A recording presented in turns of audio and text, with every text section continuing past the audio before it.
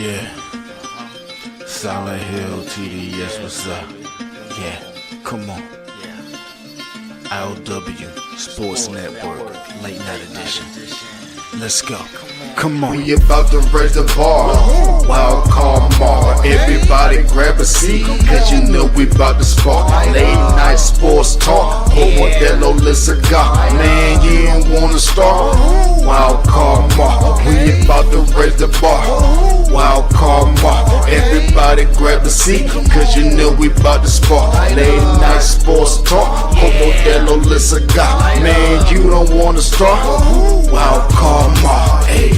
L Boogie with the hot flame, ashtray full of top names, little tree for your membrane. This the 9-hour time frame. I just snatched up a 6-pack, got my hands on a lid pack, whipping up a little batch of snacks. Yeah, man, I think I'm all set. Late night, can't sleep, go ahead and just tap in. Better grab you a cold one, and we about to get some laps in. Wild card on the microphone, he'll hit you with a couple flurries. Y'all need to just strap in for some entertainment sports commentary. About to raise the bar. Wild card bar. Everybody grab a seat, cause you know we about to spark. Late night sports talk. Modelo Le Cigar. Man, you don't wanna start. Wild card bar. We about to raise the bar. Wild card bar. Yes, sir. Yes, sir. Yes, sir. We raising the bar, raising the bar. What's up? What's up? Welcome to another episode of I.O.W. Sports Show, Late Night Owl Edition. It's your man, Wakamar in the building. Of course, if it's Taco Tuesday, I'm joined here with the one and the only. Hey, that is. He told you so. It's the man with the Grandmaster plan, Randy Weber. What's up, man? How you doing, man? I'm doing good. And you know why I'm doing good? Because I told them so. You told them so, bro. They don't listen, bro. They don't listen. You don't listen. You gotta open up your ears and listen. For real, man. No, pleasure to be here with you, my brother, as always. Hey, man. Hey, tonight's show is going to be real straightforward, straight to the point. So hopefully about an hour and some change, under an hour. Try to give you an hour max for sure. And we'll flap our gums about some good old sports stuff. Obviously, between now and last Tuesday, the NBA trade deadline passed. Some trades that me and Randy did not get to cover. That happened the following day. That Wednesday that went down before the deadline and everything. We'll kind of talk about some of those trades that went down. NBA, obviously, with the NFL coming to an end, chance to focus your eyes on a lot of basketball. Obviously, Winter Olympics are going on right now. I kind of got that in the background. It's a background noise. Some curling. All right, hey, say what you want. Love some curling. All right. Baseball.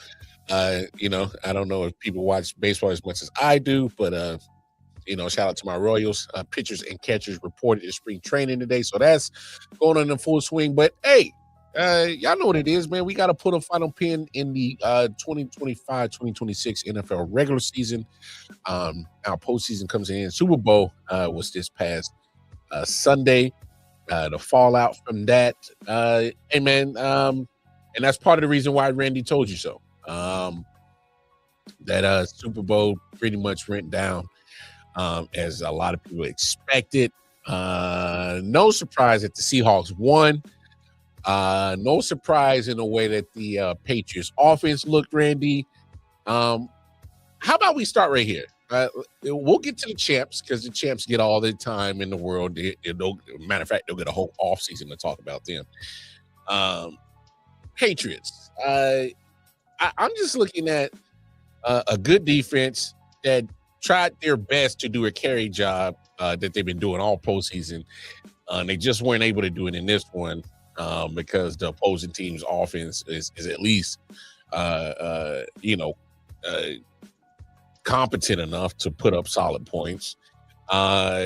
This defense of the Patriots, the only thing they didn't do was get turnovers. That's the only thing they didn't do. I mean, I don't know what else you could have asked from them on the defensive side. Now, when it comes to the offensive side, yeah, I got questions. You took a rookie in the first round named Will Campbell at left tackle. I think you found your left guard. I think you might have found a right guard. Hell, you might want to try him at right tackle, and that's still even questionable. He's not your left tackle. So, yeah, I mean, I had said that as well as the defense had played throughout the playoffs, I thought that it was heavily inflated by the fact that they were playing, just to recap, Justin Herbert behind third string O lineman, CJ Stroud having a meltdown, and also behind the worst healthy offensive line, and then Jared Stidham in a snowstorm. And so, while I thought they did their job, I do think that significantly inflated them. I actually thought, despite not having the production of those games, this was the best showcase of how good the defense actually is, because they were going against a real offense that was competent. And they did hold them out of the red zone for the majority of the game. They held them to a ton of field goals before the AJ Barner touchdown. And I mean, Kenneth Walker had obviously a great game, which is why he was Super Bowl MVP. That Super Bowl MVP could have gone to, honestly, a lot of players on that team. Like Jason Myers had a legitimate argument for it, setting up like a lot of people, record. Of course, for the kicker. Right. I've heard a lot of people that a defensive player should have gotten it. Like, if they'd given it to Spoon or maybe Julian Love, I wouldn't have been mad at all. But that was so much of a group effort that maybe that's why they didn't want to pick a defensive player. But anyway, so the Patriots defense played well enough that if the offense had come to play, they could have squeaked out a win. But I mean, the offense did not come to play, and the offense played like they played in all of the postseason. They didn't do anything differently. They sucked in all three of those games, and now this one. The only difference is that they were playing against a team who had a competent enough offense to capitalize on it. Yeah. So I think it's been very obviously a Fugazi run. They had no business being in the Super Bowl. It was clearly obvious that absolute satanic magic was at work. And the problem is now, if you're the Patriots, I don't think you look at this team and think, we're definitely going to be back to the Super Bowl next year, next 2 years. Because this team is not a great team. Drake May looked really good in the regular season. The receiving core is thin. Stephon Diggs might not be on the team next year. I mean, and we'll get to why that is. Offensive line still has a ton of questions. Like, we're talking about Will Campbell, who had a solid-ish season in the regular season, but has not been great in the postseason either. And then the defense, which is the strength of the team, there are even questions there. They still need a real edge. I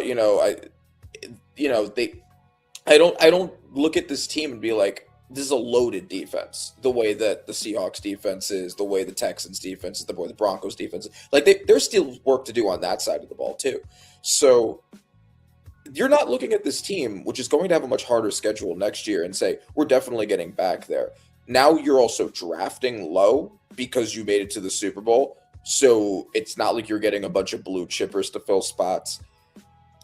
I don't know how great this is. One of the weirdest Super Bowl making teams for a lot of those reasons, because it was so fugazi that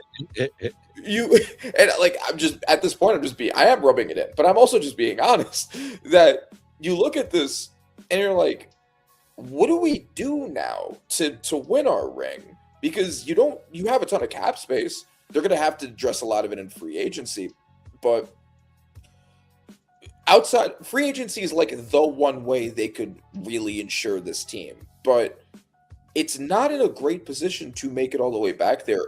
I'm still not sure if you know what you have in Drake May, because he was one vote away from winning MVP, and he was also statistically one of the worst postseason quarterbacks in NFL history. Yeah. And I don't know what you do with that. That's a tough one to deal with if you're a Patriots fan, because you're like, yeah, I love what you did in the regular season, but man, that was just gut wrenching to watch during the postseason. He had the second worst EPA in the postseason of the 21st century. It wasn't good. It wasn't good. And and in the Super Bowl. So do you really? I'm sure Drake May is going to be a good quarterback. Is he going to ever be a Super Bowl winning quarterback? Is this the closest he'll ever get to winning a Super Bowl? I think there's a serious conversation there, unless they really load up the roster around him. Can I give Drake May a little pitch him a little hell right here? Just pitch him a little bell. I'm a bell him out a little bit. Okay. That left side, because it just wasn't Will Campbell that was getting beat. It's that whole left side. that his left guard was over there getting whiffed and getting put on a front page news on missing. His pass protection wasn't great, so the whole left side, when you literally got a left guard and a left tackle, he's literally just looking at whole left side in every play as soon as he says hike, because he's like, all right, I gotta find the pass rush, because I know exactly what side it's coming from.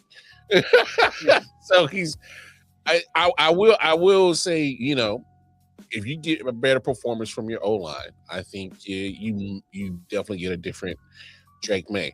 I will also say this. I thought Josh McDaniels, who won Assistant of the Year, as well as Mike Vrabel won Coach of the Year. So you sweep the coaching categories in the awards, right? Okay. Mm-hmm.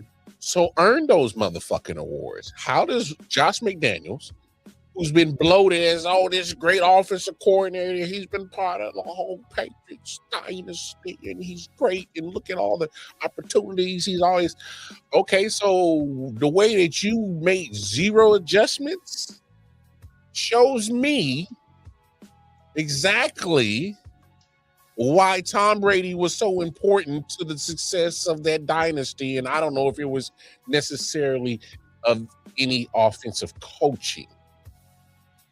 I do. Yeah, this was not a great coaching performance from them. I do think up until it was terrible. This was terrible. Yes, I agree.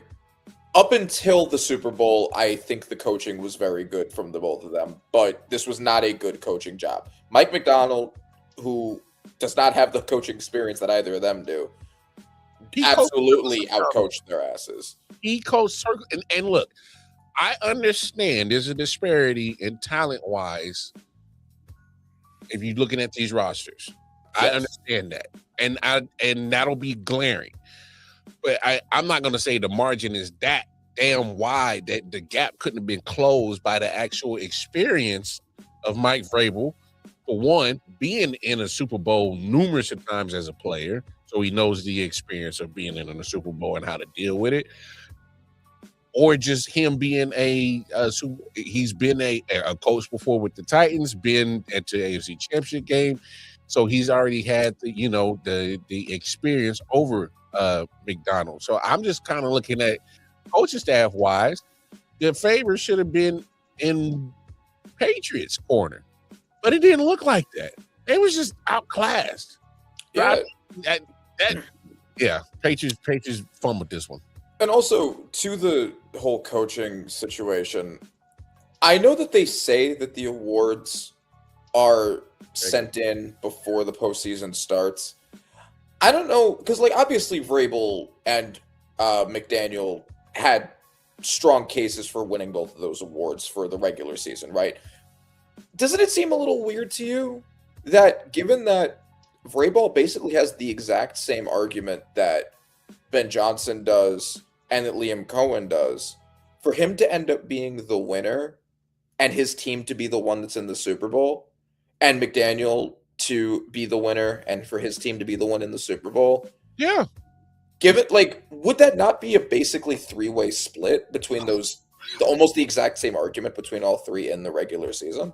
Well, I'm just looking at something. Don't get me wrong. They had 4 wins last year. They get to the Super Bowl. You obviously got to give them some kind of praise and credit because, obviously, Here's the the glaring change is the coaching change between Of Gerard course. and, But- and and Mike Vrabel. But what I'm But getting to the Super Bowl is not supposed to count. It's just supposed to be regular season. exactly that's my biggest point. So when they announced that he won, I was actually kind of taken back by it, is because, for one, how can you not recognize the fact in a rookie head coach in Liam Cohen, who took a 4-13 team and turned them around to 13-4? How is that getting trumped by what Vrabel did? And secondly, how do you overlook the fact of what Kyle Shanahan did with the 49ers team? Yes. I was willing to concede and push aside Liam Cohen as a rookie head coach to get his team to 13 wins in his rookie season and win the division and get them to a playoffs. I was ready to push him to the side for what Kyle Shanahan did with the injury-riddled team that he did and getting them to a divisional round. And literally had home field advantage in the palm of his hand week 18, and they just couldn't seal the deal. Right, So, against the eventual Super Bowl champions. Super Bowl champions, exactly. So my thing is like, how do you trump those two coaches for Vrabel? I understand the turnaround, but I'm looking at the scenario. He's been a coach before. He's had a 12-win season with the Titans. He knows success as a coach. He's done something that, quite honestly, I was expecting of him to do, was to make this a more competitive team. Is he probably 2 or 3 years ahead of schedule? Absolutely. But he did exactly what I was expecting Mike Vrabel to do, was to turn around and bring the allure of the Patriots way back to the building. I expected this. Yeah, no, and Shanahan was my coach of the year, but I think Vrabel, Johnson, or Cohen, and Johnson being my preseason. Johnson was my preseason prediction, so I would have loved for him to have won it. But any of those four would have been absolutely fine choices. McDonald, also a fine choice. I think Sean Payton had a legitimate claim. Yes. Like, very packed coach of the year. Competitive Field. The only reason I'm even making a note of it being Vrabel is that I don't necessarily think Vrabel had a stronger argument than Johnson or Cohen, because their arguments were essentially all the same, in that they turned around weak teams in a very short amount of time. Now, what might have split the difference is the seeding, because the Patriots were the 2 seed, the Jaguars and the Bears were, I think, both the 3 seed. That might have been the split the difference for the voters. But I mean, that you have to factor in the schedule to that, right? So I don't know. I would have given it to Shanahan over any of them, but I think it's fine. I think it's just a little weird that they wait to announce it right before the Super Bowl, and it just so happens to in line with now the playoff results. Now, I will say this. I'm not a big fan of the closeness, if that's even a word, of the MVP vote between him and Drake May. I don't even think it shouldn't even been that close. That's just me. Yeah. But imagine that they gave that damn award to Drake May and he went out there and performed in the Super Bowl. That he did. Would have been rough. That would have been so rough. No, I'm sure they're glad in hindsight that they gave it to Stafford, who didn't make it as far, but actually looked like an NFL quarterback in his loss. Well, I mean, and that brings me to my main point. What's going on, folks? How we doing tonight? That brings me to my main point about the Patriots, especially when it comes to Josh McDaniels. I'm not saying that Drake May is Matthew Stafford, and I'm not saying anything you have reflects a Devontae Adams or a Puka Nacua or a Blake Corum or a Curran Wentz. I'm not saying that. I'm not saying you have a Rams offense in your belly. But what I am saying is at some point you, as a offensive coach, should have been looking at, hey, let me look at the teams that were able to move the football on this defense. And the first team that comes to my mind is the Rams. Obviously, no, I'm not expecting you to be Sean McVay. Not at all. What I am saying is for you to be bloated as this quote unquote, oh, such a great offensive coordinator and coach of football and this and that. I mean, you couldn't come up with any kind of game plan that reflected anything that could have got you somewhat of some type of success that I'd have been replicating what Matthew Stafford and Sean McVay been doing easily. You got to replicate things that work well against that type of defense. And obviously, I'm just saying, the only reason they even got a touchdown is because the Seahawks defense softened up because of their lead, right? Like that's how bad it was for them. If we're being honest, and let's switch it to the Seahawks equation of this. If we're being honest, this should have looked like the Patriots Broncos Super Bowl that they had. This should have been a real actual blowout. If we're being honest, for sure. And they even picked it back up at the end, and it started looking more like a blowout again. It was just that period in the early fourth quarter when the Patriots kind of got some stat padding licks in. Exactly. We agree with you. We agree with you on that. One. I mean, the score doesn't really actually show just how much of an ass beating it was. Like, it was even worse than it looks like. They didn't have a chance at all. No, it was literally. This is how I really felt about the Seahawks as we get to them on this side of the equation of the Super Bowl. They were fine taking the field goals because they're looking like we're not worried about that offense. They were fine taking the field goals. And I will say this. If there are any football people who talk football, the football content, want to be credible, you're an analyst, you're a journalist, you're on TV, you write about it, whatever you do. If you think that you have questions about Sam Darnold, at this point I'm willing to say like you really got to let it go. I think I'll say this. It does make a difference in coaching, and this is the true example of it. It makes a difference in not only coaching, organization, culture, all that shit. This is the true example of why it matters. Because this is now 2 years in a row that Sam Darnold has quarterbacked the team to 14 plus wins. And to do that in consecutive years in two different organizations, and you're the common denominator, I'm going to look at you a certain type of way. Just saying. I'm going to look at you a certain type of way. And if you look at this game, if you go by numbers, the numbers are not going to wow you. But if you look at the game, are there some throws that I think Sam missed? And obviously, if he wants those back, yes. There's some money he left on the table. All right. And that's some of the part of what I'm talking about.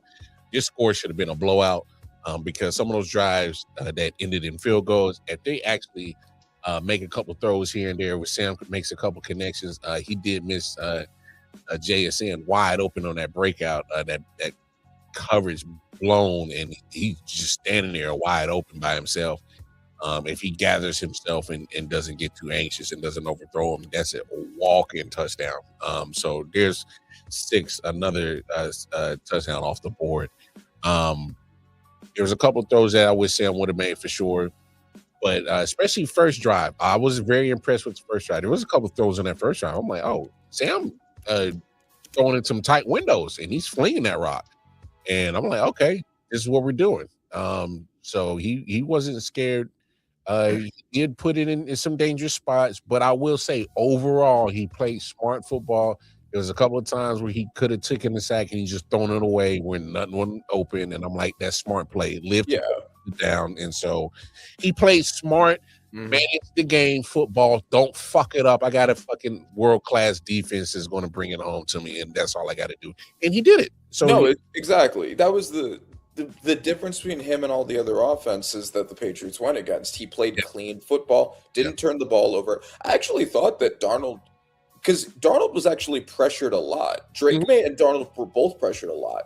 And the Seahawks recorded 6 sacks against Drake May, and the Patriots only recorded 1. And if you look at it, a lot of that was Sam Darnold extending plays with his legs, knowing when to throw the ball away. Yeah, evading, which is not something he's known for, but he did a really good job evading and extending those plays to get the ball out. There was a couple of joints. I was like, yo, he's dead to rights. And next thing you know, he did a little dip or something and swiveled out. And I'm like, what the hell did this come from? Yeah, exactly. No, so I think that he played well. And also, shout out to John Schneider, because I, like a lot of people, didn't have high expectations of the Seahawks because I didn't have high expectations of Sam Darnold. I thought that, especially given all the narrative around Kevin O'Connell, that like, oh, he looked that good for the first time ever because he was in that offense with Kevin O'Connell. And it turned out that no, it was actually Sam Darnold out of nowhere. And shout out to John Schneider, because he's done this twice now. He moved from Russell Wilson to Geno Smith, and everybody thought that the Seahawks had made a quarterback downgrade. And it turned out that Geno Smith ascended and Russell Wilson declined. And now he moved from Geno Smith to Sam Darnold. A lot of people thought the exact same thing, and it turned out he was right again.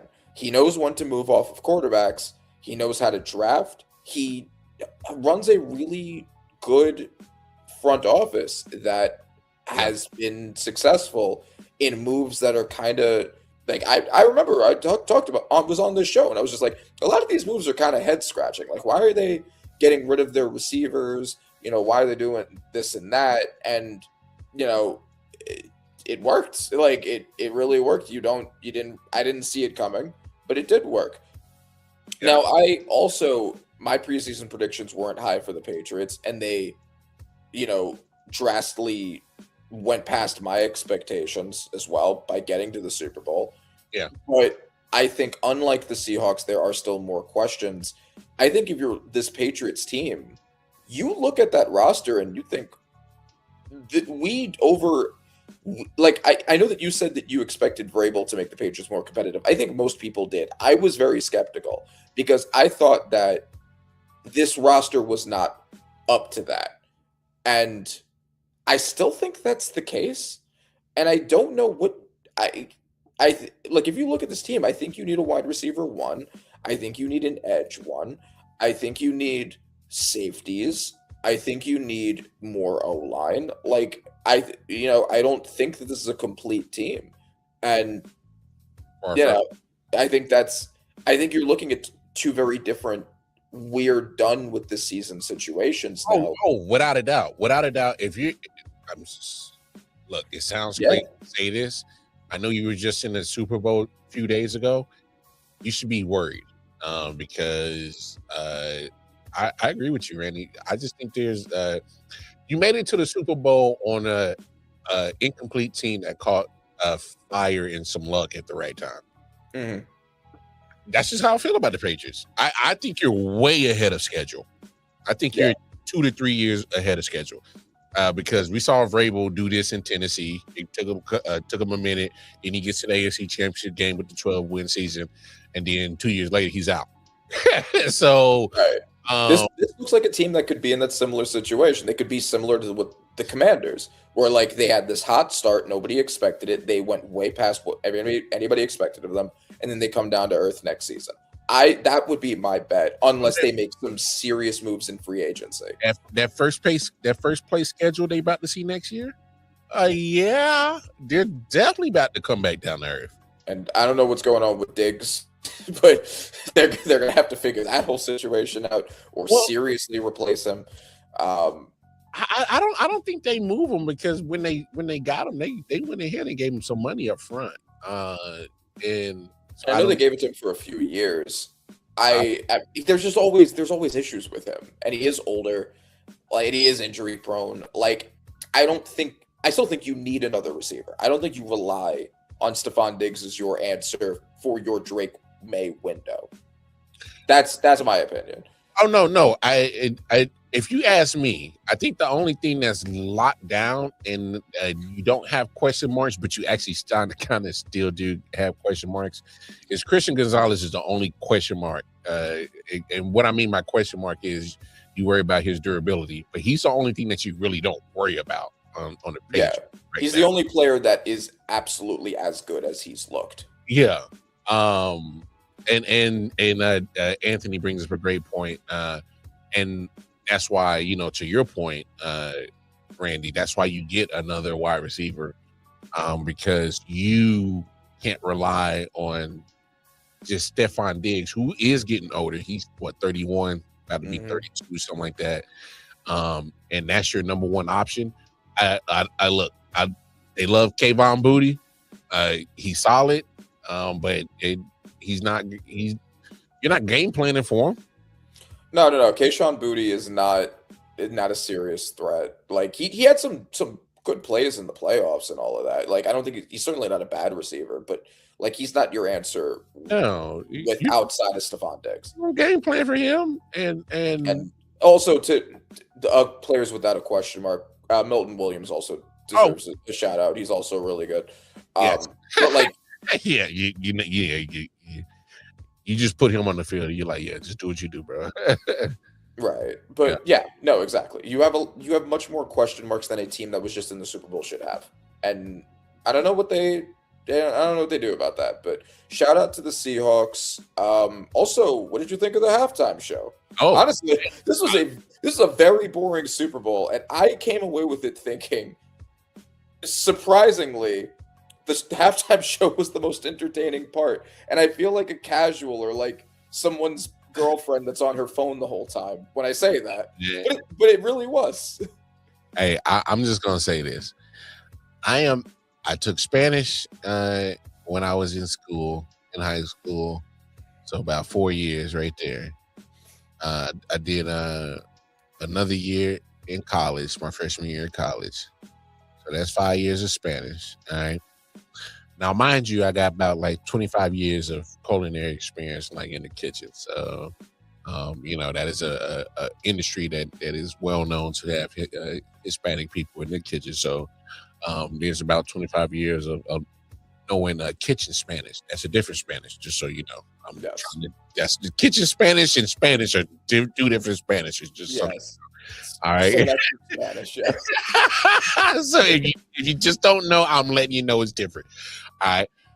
By all means, I am not fluent.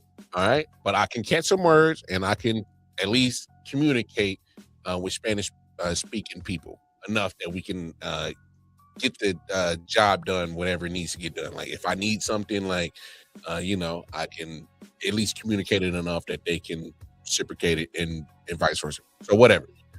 But I know vibes. I love music. All right. It don't matter what it is. If it gets the body moving, I love it. All right. So, hey, shoulders was moving. All right. The hips was moving. All right.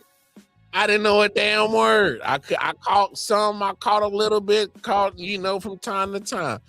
It don't matter, man. I caught the vibes. The vibes was there, bro. Bad Bunny did a fantastic job. Him and his crew did a great, phenomenal show.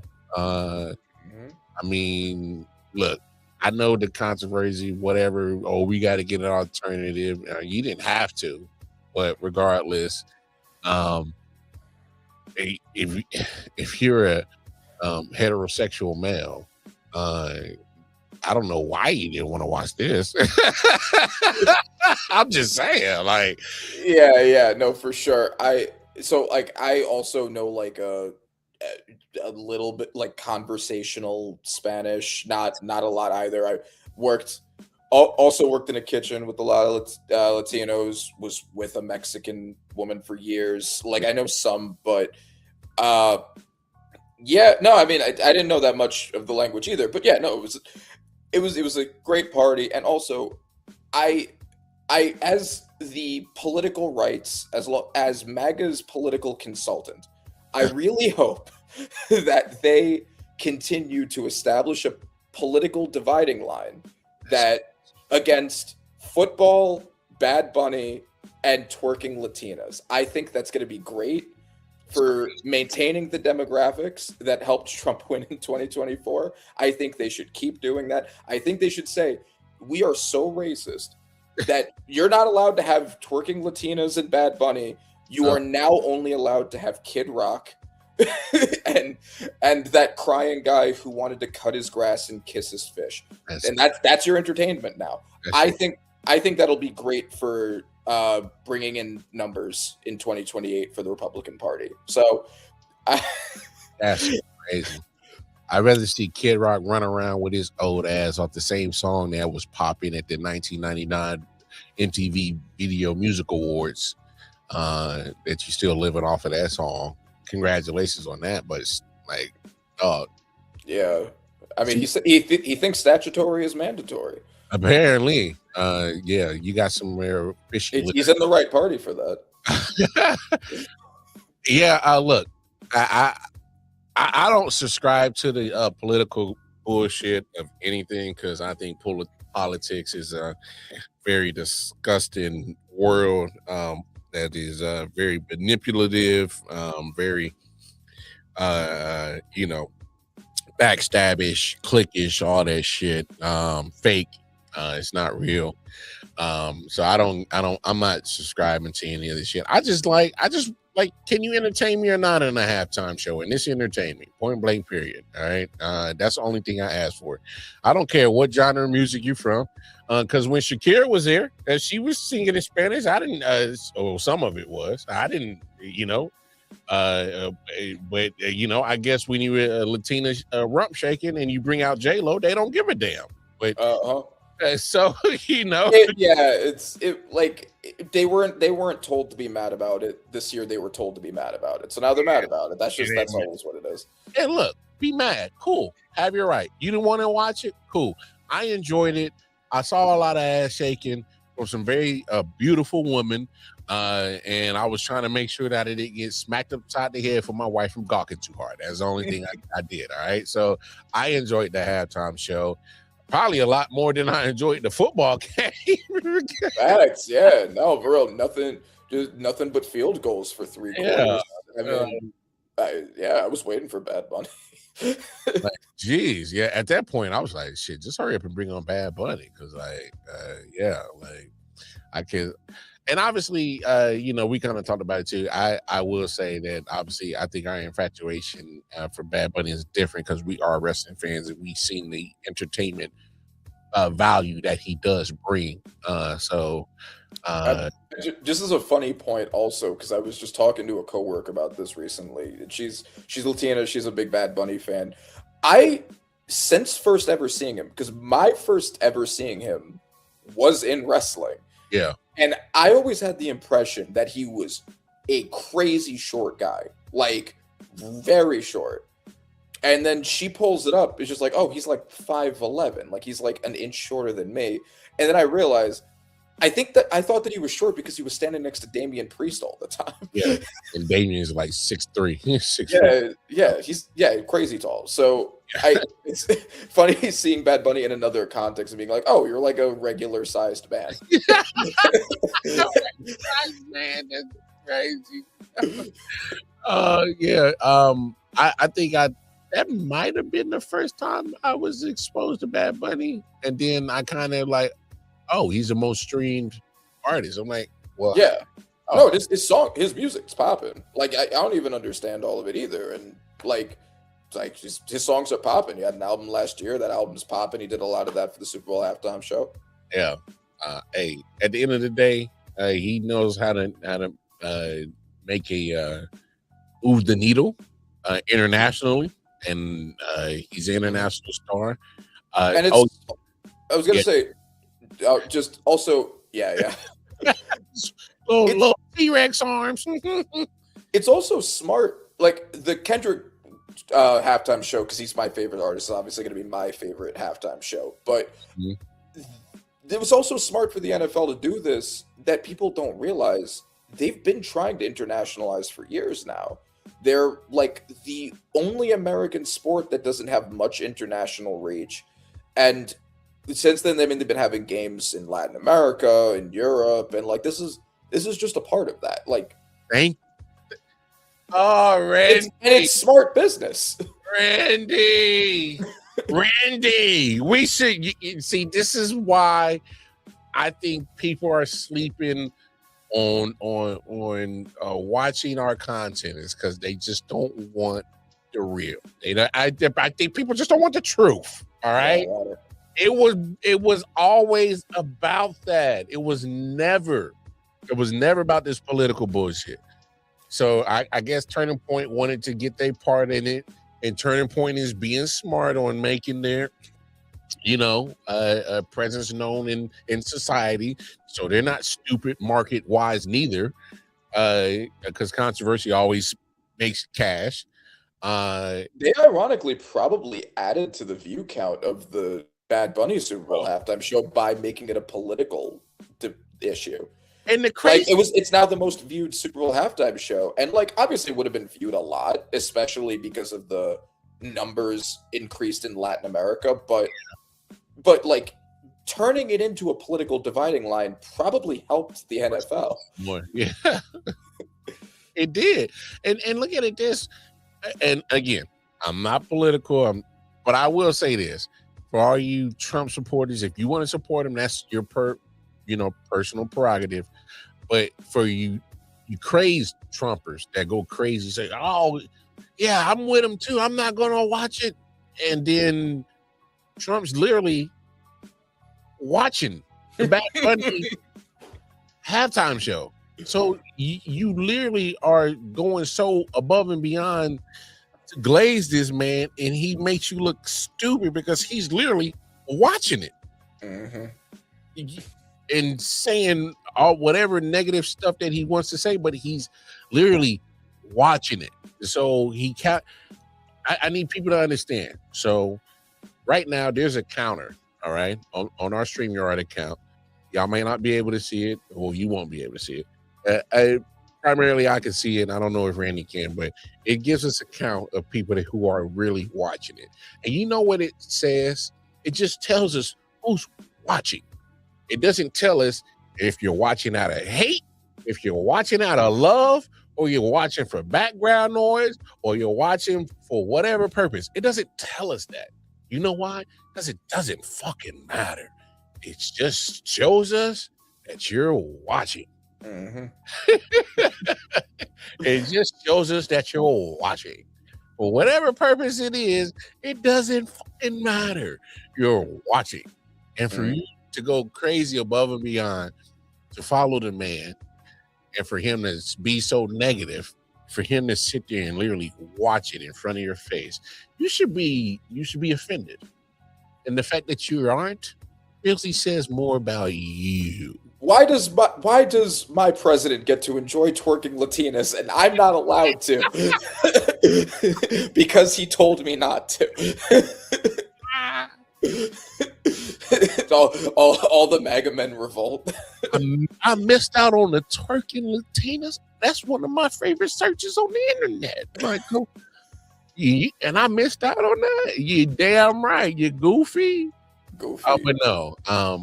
Look, I didn't need to know. And the crazy thing is, it's not just MAGA. It's some of our own skin folk that are talking crazy about the performance. So, that needs to be said. I'm gonna put it out there. I'm just gonna put it out there. Yeah, it's goofy as hell. Like we're all, Black people, Latinos. We all have the same struggle. Like we should be uniting. We should not be doing dumb infighting. It's stupid.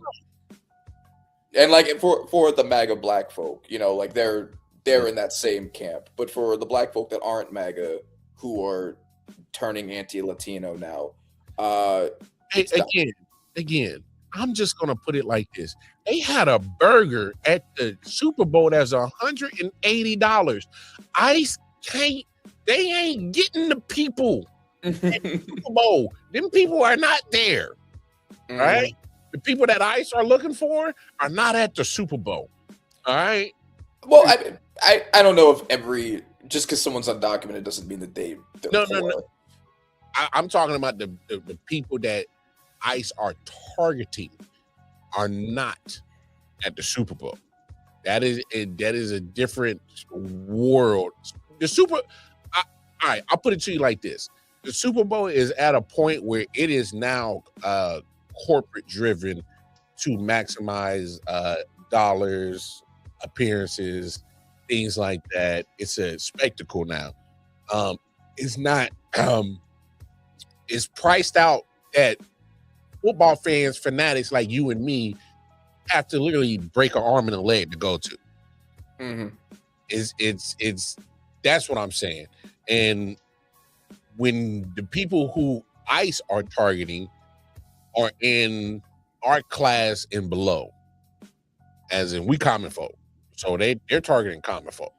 ICE probably, if they could have been there, they probably would have been there just for the purpose of advancing as the political statement that they've been. I mean, like Minneapolis, like the everything they've been doing in Minnesota and Minneapolis has been for the point of making a broader political statement against a blue state.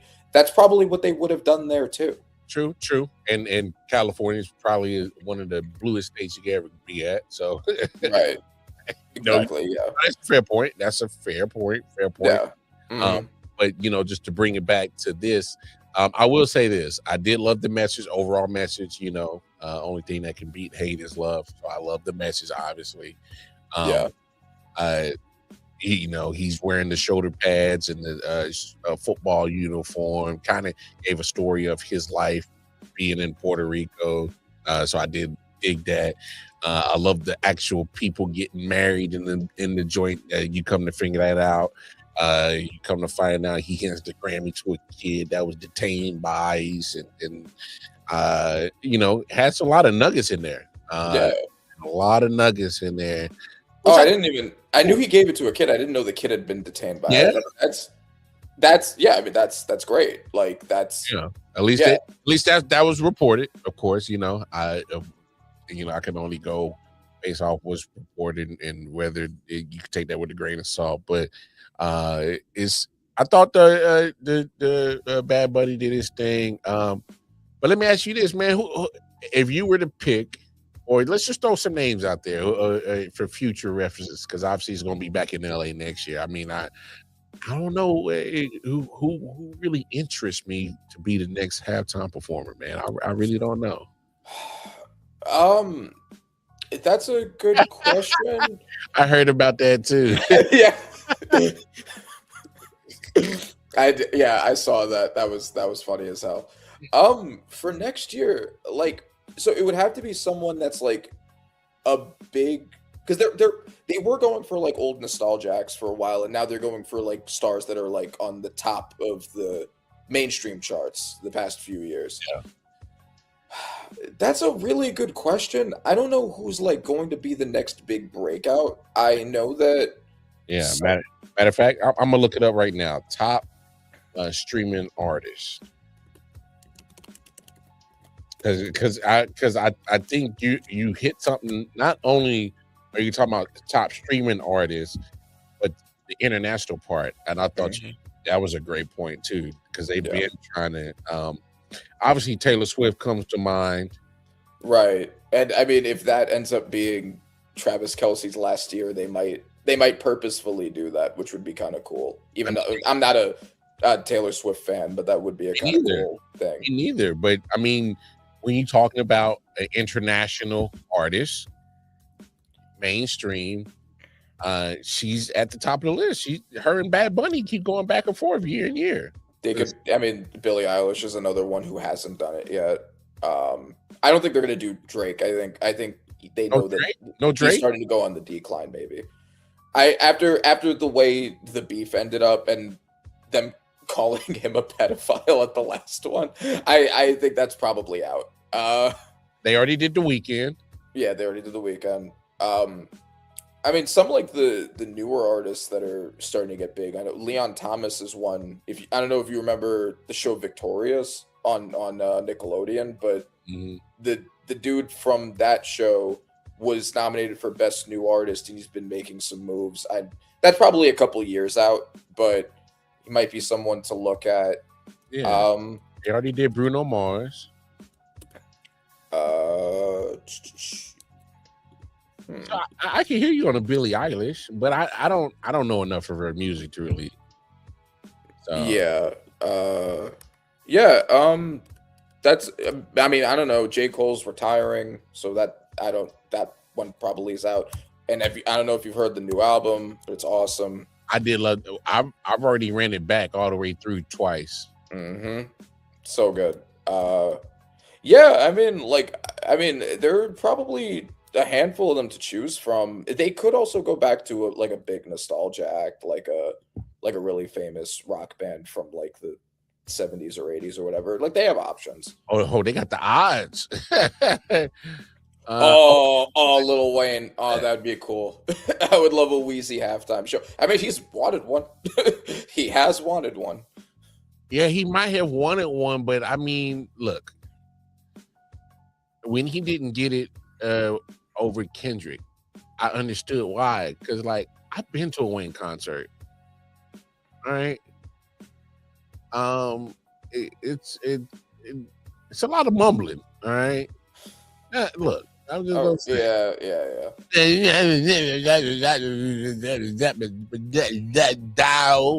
You track on the wow. That's for bad boy. Look, I ain't trying to see that bullshit. All right, okay. I don't know. I would pop off if Millie played at the halftime show. That's just me. That's just me. Now, But if he did an old school Wayne, like a whole melody when he went through like his whole career and kind of played a little snippet of, I mean, yeah, I still kind of geek because like don't get it twisted, I'm still a Wayne head. All right. Is just say, I take this new version of Lil Wayne with a grain of salt because he's different. No, that's true. That is very true. He a little different. So, but I would still appreciate it. I don't know about A$AP Rocky. I don't know if he got the catalog for a Super Bowl. Yeah. Cardi B, yeah, she'll get the that might be kind of awkward now. Yeah. But she knows she moves a needle, not gonna lie. Not to the point of, like a Bad Bunny or Taylor Swift. I think they're banking on trying to get Taylor Swift to do it. I don't know. Oh, J. Cole actually is part of the odds. He does have odds that are there. It's plus 880, but I mean, if I had my choice, it would be Cole. I just don't know if he's gonna be active enough to want to do it. Maybe as like a farewell to him as an artist, like as a way to go out, that would be pretty cool. Fair point, Crafty. Not only well-rounded, and that was one of the questions I meant to ask you earlier. I don't see too many flaws on this team going into next year. So I'm not saying they repeat. So hear what I'm saying. I'm not saying they automatically repeat. What I'm saying is, if we say there's obviously holes and gaps with the Patriots, I'm having a hard time finding those same gaps and holes when it comes to the Seahawks. That's my point. Yeah, that's true. I'm having a hard time finding the flaws in this. They do have a lot of cap space, and they are probably bringing back at least a lot of their core guys. I've heard some talks about Reek Woolen. They probably could afford to bring him back, but even if they don't, their DB room is still stacked even without him. They can move off of him and let him get paid somewhere else and just draft another corner in the league. Draft another corner. That's what kind of been their MO anyway. Yeah, exactly. Kenneth Walker, they may or may not pay just because running backs. But oh no, he's getting paid regardless. I don't know if you. I know he's Super Bowl MVP. I get it. Of course, that moves it. Yeah, and he's definitely better than Chardonnay, but. I mean, they probably could afford to pay at least the majority of those guys and still be rock solid. The Chardonnay injury now is the reason why you make sure you keep Kenneth Walker. Right. That was an ACL a couple of weeks ago, so that's pretty much this year. That man won't be ready week 1. Right. And I mean, I don't know what Chardonnay's contract looks like. If they cut Chardonnay instead, that might give them if they're able to, depending on his contract or whatever. Like that could also add a little bit of cap space that helps them keep as many people as possible. I mean, we'll see with that. I fuck with Big X to plug, but yes, I would. I don't think it's gonna happen, but yes, I would. It's not gonna happen because of two things. One, I don't think the catalog is there when it comes to playing on that type of stage. Now, I'm not saying for me, I would love it. And then two, I don't think he has an international reach, which is also another point that Reddy made. That is, I think, is important. They are trying to move the NFL product internationally. You know who's someone who could do it, who is put themselves back on the map very recently and has been pretty widely recognized between their old catalog and their new catalog? Snoop. Clips. Oh. Ooh. Oh. Okay. That would be a great halftime show. I mean, I would go crazy for some Pusha T and Malice going back and forth on the mic on. We'll see how the Epstein file stuff goes with Push, but well, maybe that will sour that situation a little bit.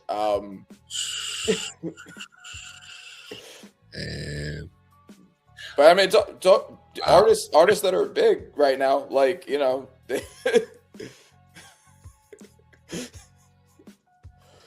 also possibly rules out Jay-Z. But oh my God!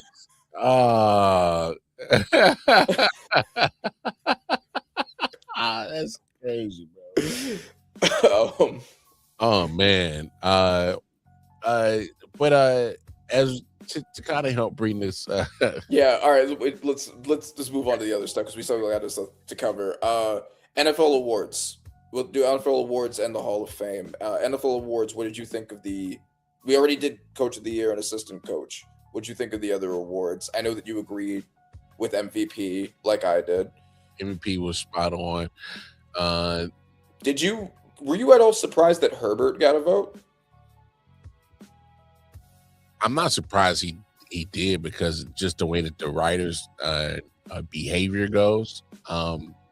But I also can understand that why he did get the vote because, I mean, look, if you really step back at it, that man offensive line was nowhere to be found, and he literally played like Iron Man all season and drug them to, at least a first round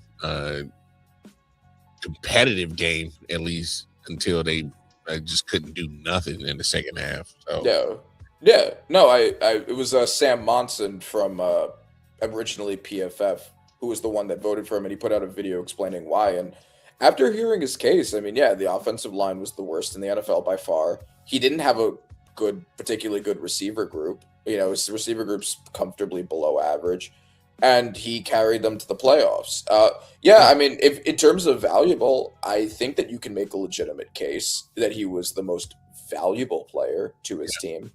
Is that word valuable? Yeah, it matters. I mean, you gotta put. That's why we always say we gotta put context on it. And when you had the word valuable when it comes to MVP, like I just think because he was without a lot. There was a point in time he was missing key players on his defense, and along with having trash O-line play, and he's still playing solid football. So I can understand why he got the vote. So it didn't bother me. Offensive Player of the Year, JSN. Not again, really loaded competitive field, but you can't complain about it. I think. If you go Puka Nacua, you're splitting hairs. I don't care. Neither one of them would have been wrong. You go CMC. I can't understand. Right. Yeah. CMC. Were the other one. James Cook was. Hell, you go James Cook. Yeah. Right. Exactly. I don't think he ended up being in the final five, but I thought that he should have been, or like he had a serious enough argument to be it. Hold on, let me just pull the rest of this up. Disrespect James Cook, though. This is crazy, bro. Yeah, no. it was those two, Puka, JSN, CMC, Bijan. Drake May was the one that shouldn't have been there because he was already nominated for MVP. Like that spot should have gone to James Cook. That was kind of crazy.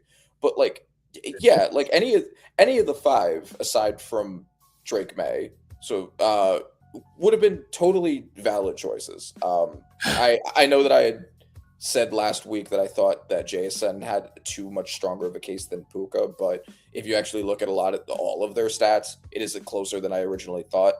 Yeah, no, super loaded field. Defensive Player of the Year, obviously Myles Garrett, obviously unanimously Myles Garrett. Brian Burns should have been a finalist, but it wouldn't have mattered anyway. He was obviously going to the guy who set the 18-game sack record. There's really nothing to say about that one. Offensive Rookie of the Year, did Tedero McMillan. I think we had both said that we thought it should have gone to Tedero McMillan. I will say, though, even though I don't think he should have won, Jackson Dart deserved more than one vote. That was kind of crazy. Tyler Shuck did not deserve to get more votes than Jackson Dart. And do you agree, or do I need to make my case to you? Do I need to get on my soapbox for this? I mean, Tyler Shuck getting votes, I don't hate it. I mean, the guy did play some damn good football down the stretch. Kind of makes you question, like, had he been able to get in there a little bit quicker, if they probably would have snuck around and been that representative of the golden bag of trash that is the NFC South in the playoffs. So, I mean, it makes you wonder. Okay. However, no, hold on. I do think that Jackson Dart did play relatively solid under circumstances. That is the New York Giants. Led all of the rookies in total touchdowns. I absolutely love his mobility. Yes, he set an all-time rookie record for most consecutive games with a passing and rushing touchdown, or with a rushing touchdown. Beat the best team that Tyler Shuck beat was the 8-9 Panthers. Yeah, Jackson Dart beat the Eagles, and he beat the Chargers, who were both playoff teams with winning records. And he beat the Cowboys, who had one of the best offenses in the NFL. Now, their defense was bad, but they had one of the best. It's still a better team, arguably, than the Panthers. And he, even though he didn't win, he lit up the Broncos defense. And he did most of that without Malik Neighbors, and a lot of that without Cam Scadaboo, too. Nah, he did. He gave that Broncos defense hell that game. Matter of fact, that wasn't even his fault. Why they lost? I mean, it wasn't. It was a defensive collapse. You're right about that. Yes, it's a Shane Bowen masterclass. And also, if the main argument against giving it to Dart is the amount of games played, Shuck also played only a little more than half the season. Yeah, I'm not worried about the amount of that. I just think for me, I love Jackson Dart in the way that he plays. It's fun. It's entertaining. I just don't know if he'll be able to be around for a long time because he got to figure out a way to take care of his body, man. Okay, well, that's not getting factored into the award voting, but I know for me personally, if we're because we're going to give awards on play style. We're giving awards on what they did within that season and how they did in winter season. Yeah, you're right. And if you take the impact of what Jackson can do with his feet and his arm, he can affect the game in more than in one way. So I look, if you want to give give him more votes than Tyler, I wouldn't be mad at you. I look again, and he also should have been more than Travion Henderson, who didn't even get used until halfway through the season. But that's just me. That's just me. Again, the system is flawed. It is not just flawed when it comes to this Hall of Fame shit, man. It's it's some flaws anytime that you put a lot of people in charge of voting systems that never played a down in NFL, probably never played a down in either collegiate or high school.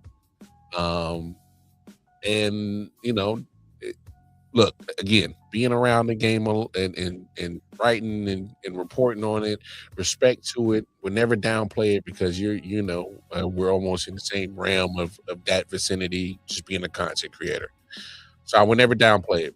Obviously, they go to school, they got a code of ethics they got to follow, they got education that they sacrifice time, all that. It would never downplay that. I'm just saying, when it comes to Hall of Fame, stuff like this, awards that can affect people's extension money, tiers on how much they get paid, incentives and stuff like that. This should be voted on people that have either played it, coached it, or managed it, GMs, owners. Yeah, or like I think it's fine for analysts to be involved if they're relying on data. And I think that a lot of these are so subjective. And like there's no way of making sure that everybody's using the right criteria. A lot of people do just have biases, and I mean we'll talk about that heavily when it comes to the Hall of Fame, because it showed there even more. Yeah. But just to wrap up with the awards before we go to the Hall of Fame, Defensive Rookie of the Year, even though I said the Jackson Dart shouldn't have won, I still think there was a giant that was snubbed of their spot. But I've said my piece on that. Carson was heavily expected to win. I think you had said Nicky Manwari was your favorite to win. Do you disagree with the decision to give it to Carson? No, Carson. I thought Carson wrapped that shit up like week 4. Okay. I mean, he played great. I'm not taking anything away from him. No. Carson was going to. If you ask me, I think that's probably the least competitive. This one in the Defensive Player of the Year, which was also another lot, was probably the least 2 competitive categories, just because I just think we knew who was going to win it. And no disrespect to another probably a young rookie that probably you could have thrown his name in the hat, James Pierce, who now is just on. He needs to clean up some situation right now.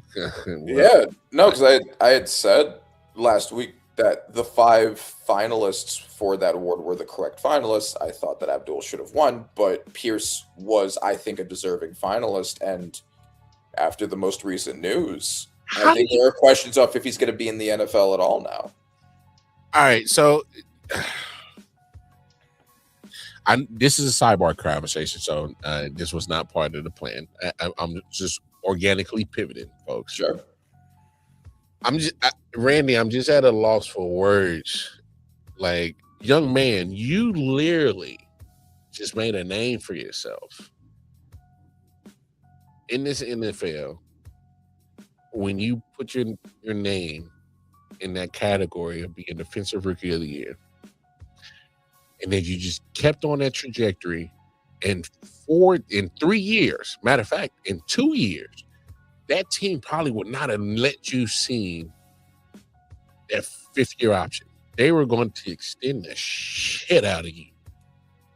You just cost yourself $150 fucking million, bro.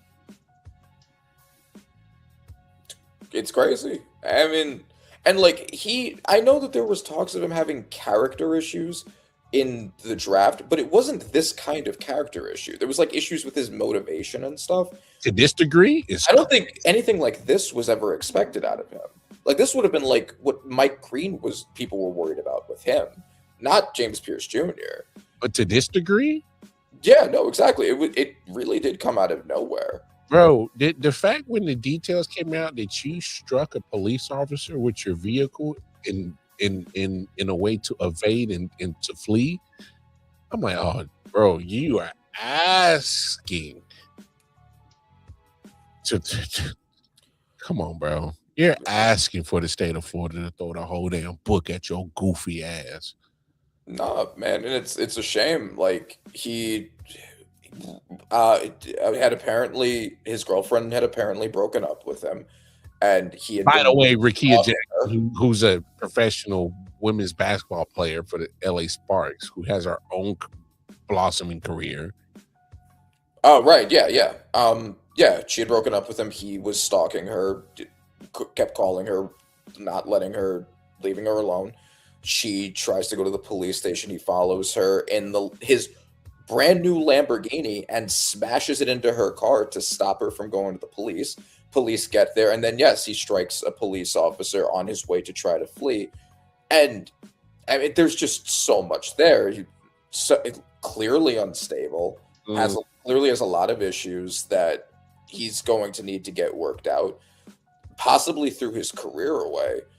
And as like a minor note that kind of bothers me, if I was that rich that I could afford a Lamborghini, if anybody put a scratch on it, I'd bug the fuck out. This kid Deliberately use it as a battering ram. Yeah, this kid's like, I could just get another Lamborghini. I'm gonna smash two people's cars with it. It's a minor note. It's not nearly the most important thing here, but it bothered me a little. It's like you are so ungrateful to be able to afford a Lamborghini. I don't know. That's just me. But like, yeah, when I feel like this happens to a lot of athletes. They get to a certain point of money and fame, and they kind of lose their mind. They think that they're untouchable, and he will learn that he is in fact touchable real quick. I think what I saw, and somebody could correct me if I'm wrong, in the state of Florida, it's going to carry a mandatory sentence on this. They're gonna make him sit down for this. For how long? That's determined. Was this all said and done? Obviously, I'm not jumping to conclusions or anything. I'm not a lawyer. I'm not a judge. I'm not none of that. I'm not an expert in none of that. So all I'm saying is I'm just looking at a young man that literally was getting praised on this show a week ago, turned around, got praised for being a finalist, for being Defensive Rookie of the Year, and within 72 hours, matter of fact, 48 hours, or something like that, he's getting into this situation, and this is just. Yeah. And while I am a lawyer, I'm not a lawyer in Florida, so there's limits to how much I know about the law there.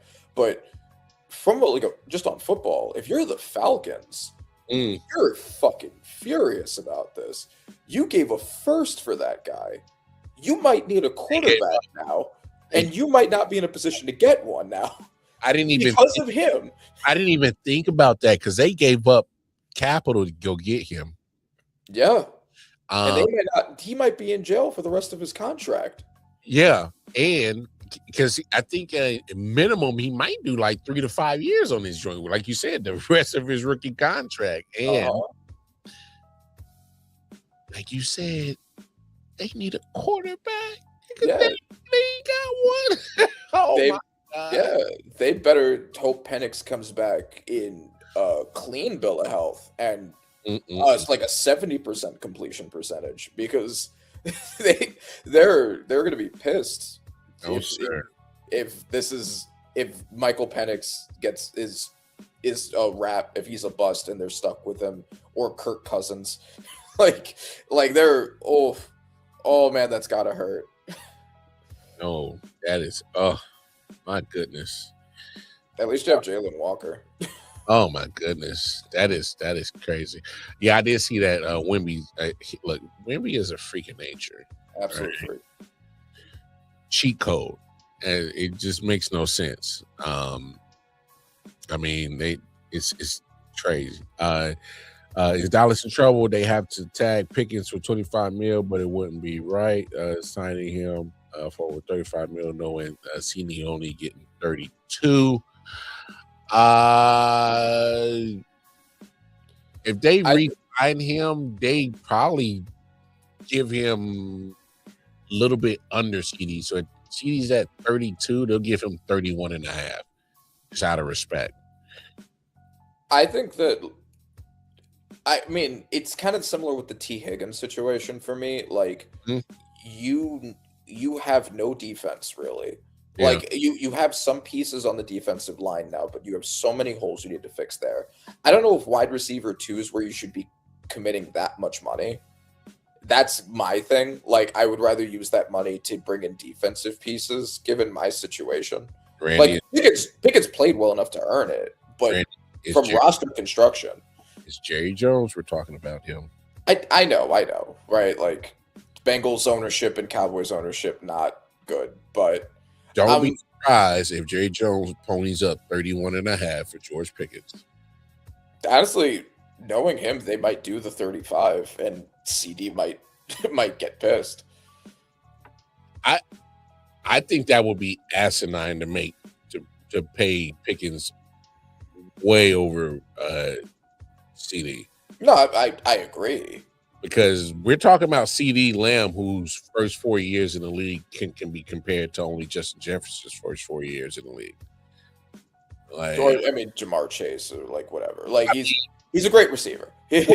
well, but that's what I'm saying. We're not talking about there's a huge gap between him and Justin Jefferson and Jamar Chase, numbers wise. Right. So He did have some drops and some injuries in this year, and that's fair. That's fair. That is 100% fair. yeah, but like, I don't know. He's a great receiver. I don't know how much they're personally worried about outpricing him over CD. I think Jerry Jones doesn't make decisions the way that we would expect a football owner to make decisions. Exactly. And so it's hard to say, like, we could say, like, okay, what would we do? Yeah. And then the question is, like, okay, but that doesn't mean that he's going to do that. Hey, And I don't know. WWJD, what would Jerry do? And we ain't talking about Jesus. We talking about Jerry. WWJD, what would Jerry do? And whatever you think he does, he changes. He has his own formula. Whatever the wind blows and whatever he thinks makes sense at that point in time makes sense to him. Right. No, Anthony, you're not wrong. I'm not disagreeing with you. Yeah. If you're talking about last year, Pickens was the number 1 wide receiver, no doubt about it. All I'm saying is, if you're talking about, for me, if I'm a general manager, I'm looking at the overall body of work. I can't poo-poo on what CD Lamb has done overall body of work and what George Pickens has done overall body of work. George Pickens, if we're talking about talent, George Pickens might be the most talented wide receiver on the planet Earth right now. If we're having a real conversation, like, his talent is worldly. All right. Now, putting it all together as a wide receiver, there's some things that he got to, he got to clean up. There are also the issues of he's someone who regularly Crashes out. his team. Like, it's similar to like the AJ Brown situation, like all the talent in the world, but like, how reliable is he? Is it worth tying yourself to that much money to someone who you're not even sure is reliable as a part of a team? Let me ask you this, Randy. Would you value anything that Mike Tomlin would say about a player? Yes. He moved off of him. Yep. Regardless of the talent that we know that he possesses. Let that sink in. Because I'm with you. Anything that Mike Tomlin would say about a certain person, a player that has been under his wing, under his coaching, his tutelage, and he says something about that person, I'm going to take it for exactly for what it was, what he said. And I'm going to take value in it is because I think he's earned that cachet in this football conversation, this football space that we talk in so much, that, hey, his word means something. And he moved off of him. I got to take that into account. Otherwise, he'd still be in Pittsburgh. Yeah. Just saying. Yeah. So I don't know. We'll see what they end up doing with that. Protector of the Year was the last one. Yeah, that was the first time they did that.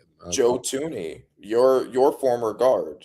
I think if I had to pick one person, I think I chose him. Again, pretty competitive field, but absolutely helped turn the Bears around. Do you agree with the decision? Absolutely. I think he had second best pass rush win rate, only behind Creed Humphrey of everybody in the NFL. Also, Not only that, I just think you look at just aura rod, like just what Joe bought to that, because Caleb Williams was getting like harassed last year yeah, behind his own line, and he was given time this year, and that's when you see the leap of his progression, and that's what you see. It was able for him to look a lot different, for him to answer a lot of critics like myself, to answer a lot of questions from people like myself that was like, yeah, he got the talent, but can homie really do it? And and again, when you don't have time, shout out to the podcast Tribal Chief. What's up, Bobby? When you don't have time, and look, we even seen it from Patrick Mahomes. And when you don't have time, he's not Patrick Mahomes-esque to the 100% power that we know that he can be. All right. yeah. So Still crazy. They only needed to give a fourth for him. I'm so sorry. Hey, well, I mean, the name of the game, because he was, I think, 32, 33 at the point in time that they made that trade. So you did get a veteran. You did get somebody that so much knowledge in the game like Joe Thuney. The only problem is you're going to get a small window. And in this situation, I think you're okay with getting a small window if it means it jump starts something that can be something greater, and it gives the franchise time to find your successor, because they had the time to find the successor. Yes, and also probably with the help of Joe Thuney's leadership. I mean, Darnell Wright is a great tackle. Drew Dahlman is a great center, like one of the best at their positions in the NFL. The offensive line as a whole looks great. And if you want to argue like Joe Thuney had help on that line, he absolutely did, but they were absolutely being led by him. And that the offensive line, because Ben Johnson knows offensive line building and what that does for a team, because he did it with the Lions too. Yeah, absolutely changed that team around, without a doubt. Because it answered a lot of questions just by making a certain couple of moves. And look, point blank period, when they saw a problem, they invested in it, they took care of it, and it paid dividends in first year. So, and it helped, and it absolutely helps the growth of your young quarterback, who he needs that. He's going to need that. So, yeah. And okay, so now the NFL awards the same night. Hall of Famers were announced. Hall of Fame being a huge controversy this year. It was. The 5 Hall of Famers that made this year, shout out to Drew Brees, Larry Fitzgerald, Luke Kuechly, Adam Vinatieri, and Roger Craig. What do you think of those choices? Obviously, I didn't have I know a lot of people were saying Roger Craig was the controversial one. Yeah. I didn't have a pushback on it, because we seen players get into the Hall of Fame by being part of certain teams. And so obviously I'm not putting Roger Craig in that same hemisphere as the Ronnie Lott, as the Charles Haley, as the Jerry Rice, as the Joe Montana. But he is a big part of those teams that won a lot of those Super Bowls for the 49ers as the starting running back of those teams. And he contributed. We can't forget that he was the first running back in NFL history to have 1,000 receiving and rushing yards in the same season. Yes. In the same season. What are we talking about? Why did he have to wait, almost damn near 30 plus years, 29, 28, something, 30, something. He waited a long time. Like, so if we're putting cats into the Hall of Fame for being part of time-changing teams, but they contributed a big role in that, how did we not? What's Roger Craig waiting for? What did he wait for? Yeah, and I think that this shows. I think that this does highlight a problem with the voting that's been talked about, because Roger Craig is a Hall of Famer. I don't think there's a dispute over whether he's a Hall of Famer. I think he definitely is. Was he one of the 5 most deserving in this particular class? I don't think so. And obviously, Bill Belichick is the one that's missing there. I don't know if he's necessarily more deserving than Terrell Suggs. I don't know if he's necessarily more deserving than Torrey Holt. Maybe he is. I think obviously, and I'm going to be the one that's going to say it, I think there's a debate over whether he's more individually deserving than Eli Manning. And also, one of the things that Roger Craig is the most known for is the fumble that gave the Giants the Super Bowl over his team. That's fair. Roger Craig is a phenomenal historical running back. If you look at his counting stats, they don't look necessarily Hall of Fame worthy. I mean, he was under 10,000 rushing yards throughout his career. But he is a Hall of Famer. But the problem that I have with the voting system is the way he undoubtedly got the vote because he was on his way off of being eligible for ballots anymore. Mm-hmm. And they didn't want to risk him not being a Hall of Famer at all. And the problem with that is it's not supposed to be like you play this kind of chess game to get as many of the right people in as possible. You're supposed to be, who are the 5 most deserving people that are available right now? And I don't think that he was. And that's fair. But he deserves to be a Hall of Famer. And I think what they need to change about the voting system, because everybody says they need to change the voting system. We all agree on that, but I don't think a lot of people have real specifics on what that means. I think if you are eligible as a Hall of Fame vote nominee, you should just be that forever. I don't think there should ever be an expiring period of when they can't vote for you anymore. Facts. I'm with you on that. So you never get this kind of thing.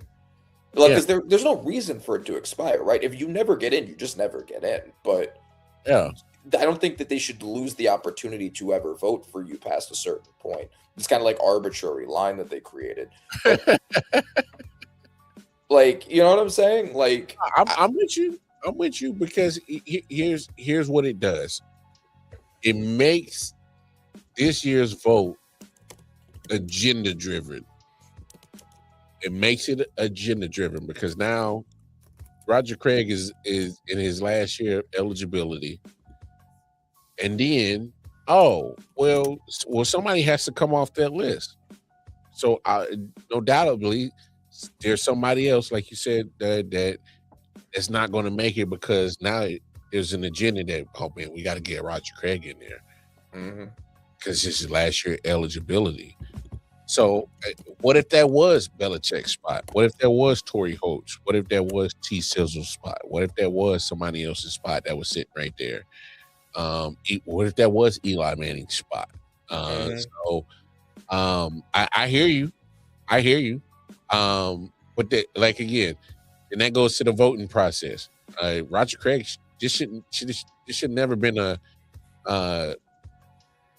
or else type of moment for him where we got to put him in or else there's nothing left. There's no eligibility. So he should have never been in a situation point blank period. I mean, right.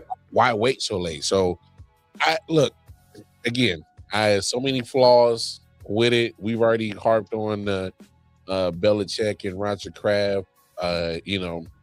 Eli Manning not getting in. I for sure thought he was getting in first ballot.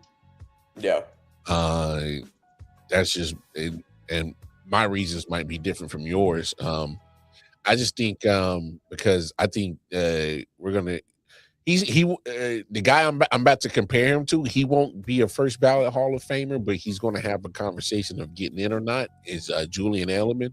And the reason why I say that is because if you look at his numbers, regular season wise, they're not going to blow your mind, and he hit a switch when it comes to postseason. And I kind of feel like Eli Manning always kind of did the same thing.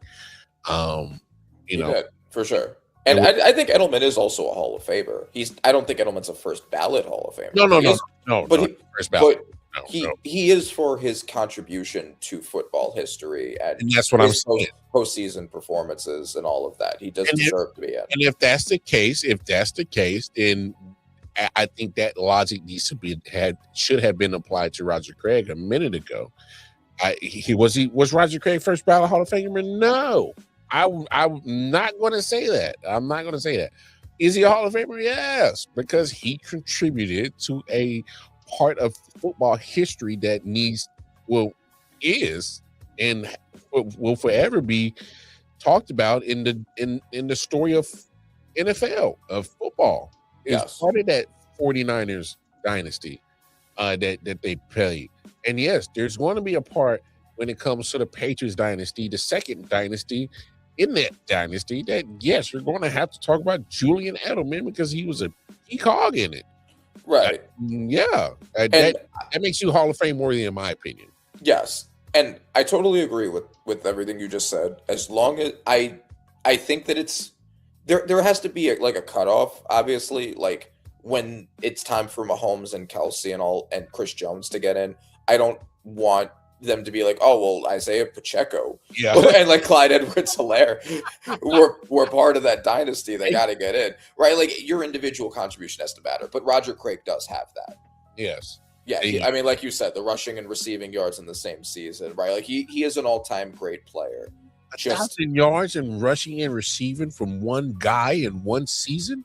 Yeah, no, I mean, phenomenal player, deserves to be a Hall of Famer. I just don't know if he was in the top 5 for this particular year, and that's fine. And you could argue that about Vinatieri too, just on the basis that he's a kicker. I don't like. I don't have a problem with him getting in. He might be the best kicker ever. There's two Super Bowls that is on his foot that would not be on Brady's fingers. Just saying. Sure, I don't disagree. I don't have a problem with Vinatieri. It might even be 3. if we call it, we keep it in a buck dog. There's 3. There might be 3 Super Bowls on Vinatieri's foot that might not be there on Brady's fingers if we calling it a spade, dog. That's all I'm saying. I get it. I mean, we could make those same, what would the greatest show on turf Rams be without Torrey Holt? Like, we could do that, but Oof. I don't have a problem with Vinatieri getting it. I'm just saying that you could kind of have all of these debates. Honestly, maybe they should let more people per season into the Hall of Fame. Maybe that would also help. Expand it. But I will say this. Of those 5 people that got inducted or that made the class this year, and this one might actually sound like controversy for some people. I don't know. I'm interested to hear what you say. I thought Luke Kuechly was actually the controversial pick on this one. Because no disrespect to Luke. I did love his game. I just thought almost similar to Terrell Davis, where career shortened, kind of did some good football in a short amount of time. Because if I'm remembering correctly, I think Luke probably played 8 or 9 seasons. I think. Yeah, I think it was. Yeah, actually, I could check right now. I think it was 8 seasons. He did not play long. The guy was 8 year. 8, yeah. So 8, yeah, 8 seasons. I just always kind of felt like this was almost like the Terrell Davis-esque, short career but high impact type of career. But the other names that was on that list, I'm like, wow, okay. No disrespect to Luke, because I can't remember if he won any Defensive Player of the Years. I don't think he did. He won Defensive Player of the Year and Defensive Rookie of the Year. Okay. 5-time first team All-Pro. Yeah, he definitely. I think he was an All-Pro in every season he played. He made a lot.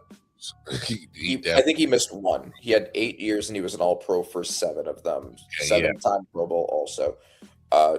2-time combined tackles leader. Yeah. So a machine. I don't have a problem with him being one of the 5. I think of all of them, aside from obviously Breeze and Fitz, from in terms of just the players, you could argue he was the most dominant of the third most dominant individual player of all of them when he was there. I think the longevity argument is totally fair. I think if you wanted to give it to a Suggs or a Holtz or whoever instead of him just on that basis, or like a Jason Witten because of the counting stats, I wouldn't have a problem with that either. I think you could have gone in a lot of different. As long as Breeze and Fitzgerald got in, you could have gone a lot of different directions with the other ones, and then that could have been argued for. See, and that was because that's what I was trying to find. I was trying to find the names of people that were eligible, because, like for me, when you think of Jason Witten, that's one I thought was a damn near probably shoe in. And again, no disrespect to Luke Kuechly. I was just a little kind of slightly. I was like, oh, okay, right, yeah, like Eli Manning could have gotten that spot. Like a lot of they could have gone a lot of different directions. I don't have a problem with it being Kuechly. I think the logic behind Kuechly is more than fine. I mean, yeah, like they're just. It's just only letting 5 people in per year is just kind of tough. I don't know how. Yeah, they're gonna have to expand that. I think the max is 8, but they haven't gone to 8 in a while. What's wrong with 7? Yeah, like you said, 8. I'm fine with 7, 8. Right, like I get the Hall of Fame should be hard to get in, but there are so many players that have hit that elite mark that are only not in just because of this like arbitrary line, and then it leads to these kinds of things. The controversy around Belichick maybe wouldn't have happened if they had 8 spots instead of 5. That's kind of just let more people who get to that point in. But like, it still should be a high line. But there are a lot of players that have hit that line. Hey man, look, the fact that they went ahead and did that to Robert and Bob. I'm sorry, Bob and Bill. Yeah, that lets me know what's really good. They said.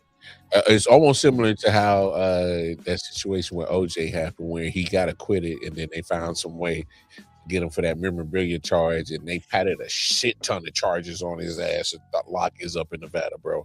This is like, we're gonna find a way to get you, motherfucker. Oh yeah, it was like getting Al Capone on tax fraud, exactly. Oh, because all them writers, they was like, oh man, that little punishment the NFL gave y'all for them gates, them ain't shit. Just wait till. Oh yeah, we gonna hit you where it matters the most. You think you a shoe-in Hall of Famer? Not on my watch, buddy. No sir. That's exactly what they did. They said, "Nah, we ain't gonna do that shit." Nah, man. Yeah. All right, you wanna close out with the NBA now? Yeah. The NFL season's over. It's sad to see. We're going to be focusing on the not football sports until football season starts. Basketball, of course, being my favorite of the not football sports. That's crazy. Let's talk about it. Let's talk about the trade deadline. What did you think about some of the trades that happened that we didn't get to cover? Because I know the trades that happened after, the one that I really mattered the most to me was there is a basketball guy that looks over Jonathan Kuminga because they finally got him about to go to state. So that's the only one that really mattered to me. Kristaps gets to go to state. Only problem with him, he's already missing time already. They acquired an injured guy. So unicorn, when he's on the court, is just that hard. Often are you going to have that unicorn available? I mean, but I think they, after losing Jimmy, they were like, oh, let's get another aging veteran in this joint. So not bad. Get a 29, 30-year-old Kristaps that, might got some little gas left in the tank. That was pretty. I have some thoughts on the Washington trades. I don't know. What do you? Because we talked about Trae Young a little bit. What do you think of the moves that Washington made before I kind of go into it? I mean, Anthony Davis. I don't know how the hell AD still has trade value. I'm being honest. Mm-hmm. How the hell does AD still have trade value? I mean, this is really baffling to me that this guy still has an ounce of trade value. Yeah, so He I probably think play a minute in the Washington uniform this year. right. Well, yeah, exactly. I mean, they've already said that he's going to miss all of this season, Yeah. and I have one member of the cult of Brunsonianism that is possibly watching this and has been debating me on this for a bit now. So I'm very confused at the logic from Washington's end because you were the worst team in basketball.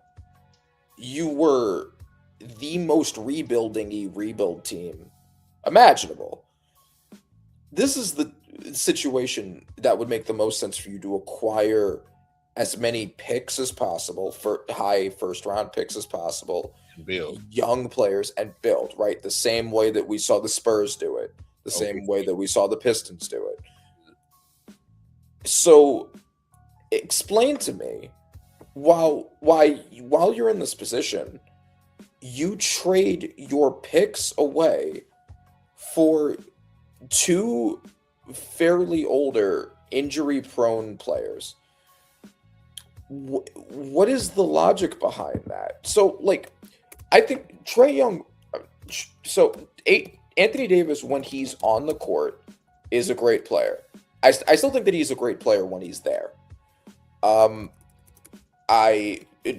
Young is certainly a basketball player, and I don't understand what they do. They think they're going to push to like be a contender because of this. Like, so I know that they gave a couple of firsts for AD, who they're only going to get like, I don't know, 20 games out of.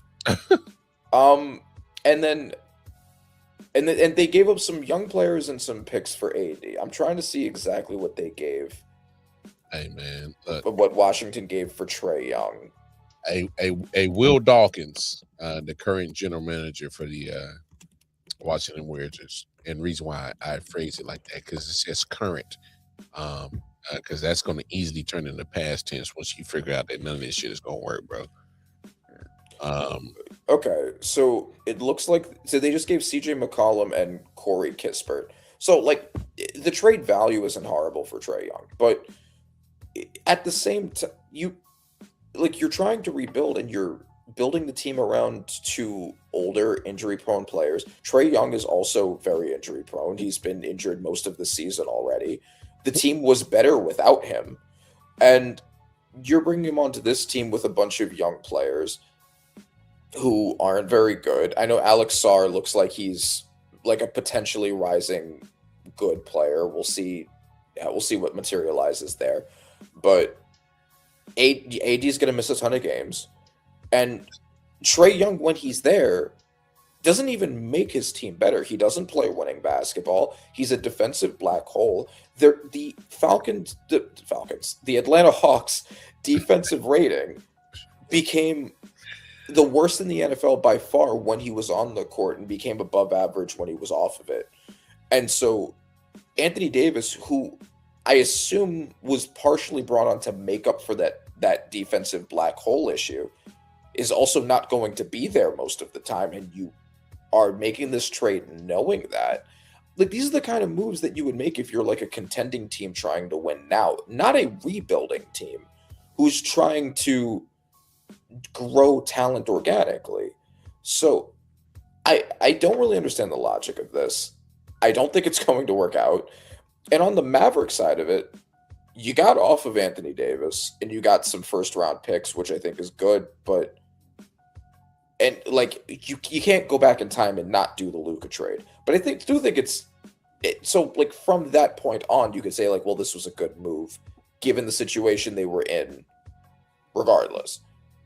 But it is unfortunate, I think, to look back if you're the Mavericks and be like, we traded Luka for like a couple of protected first rounders. That's what we got out of this trade. And like a couple of young players. Like, so okay, who did Anthony Davis, Washington trade? I just want to make sure that I know exactly the play, because I don't know these players' names who were traded. Which is, it says all you need to know. Traded Washington.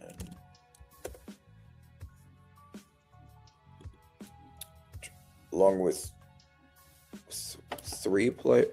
Okay, they received an aging Chris Middleton, AJ Johnson, Tyus Jones, Marvin Bagley III, and then OKC's 2026 first rounder, Golden State's 2030 first rounder, and 3 future second round picks. Now, that's what you got in exchange for Luka at this point. And that doesn't feel great. I don't know about you, but I wouldn't look at that and be like, I'm glad that that's what I got for trading Luka Doncic.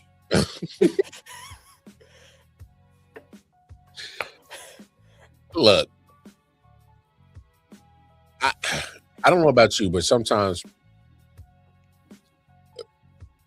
maybe it's in this NBA, I guess the picks just doesn't have that certain sting like anymore. Like, damn, man, it was first round pick. Like it used to matter back in the day, because you get some solid talent late in the first round, early second rounds back in the days, like especially when college basketball was deep with talent. And all the talent was driven coming from the NCAA. Now you got all these other basketball entities where cats can come and you can find people with shit internationally, whatever. So it's more like the players that you start giving up. Like what's their role? Like, how important are they to your rotation, minutes log, stuff like that? Like all that stuff, to me, matters now. Impact. Chris Middleton and CJ McCollum, man, we talking about some cats that was way past their prime, don't even matter no more, bro. I don't know what Washington is doing. Trading for players that were already hurt. One might not even see no minutes. That's why they're a dumpster fire, man. I mean, and the Wizards in this trade also got D'Angelo Russell, who I'm sure I'm sure you as a Lakers fan are looking at and be like, damn, those Wizards are going to be scary next year with D'Angelo Russell. They're already talking about buying them out. He's not going to even report. They're already talking about buying him out. So that was good job, guys.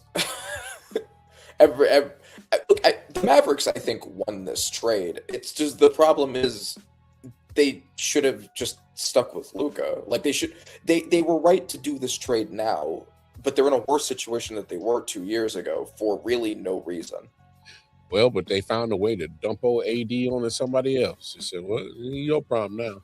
Yeah, exactly. You're in the situation you're in. You did the best you could with it, and not a fantastic return, but you got some firsts.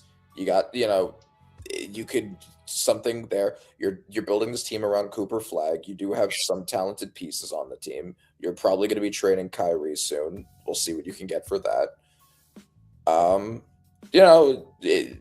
Try to make this team younger. See if you could build around Flag. You got PJ Washington. You got Gafford.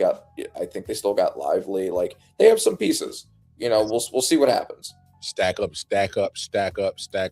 Whatever compensation picks that might materialize into something else. If not, somebody you can draft. You can always bundle those picks into somebody else to actually get an actual person that's got some, tread on the tires. So, right. Who knows? I think Dallas is definitely in a better position right now than Washington is. So, yes, and I mean to that same point, I guess to a different degree. So we talked about Triple J with the Utah Jazz. Now Triple J is obviously a much better player in 2026, or at least a more valuable player given being on the field actually, on the court actually, than Anthony Davis or Trae Young.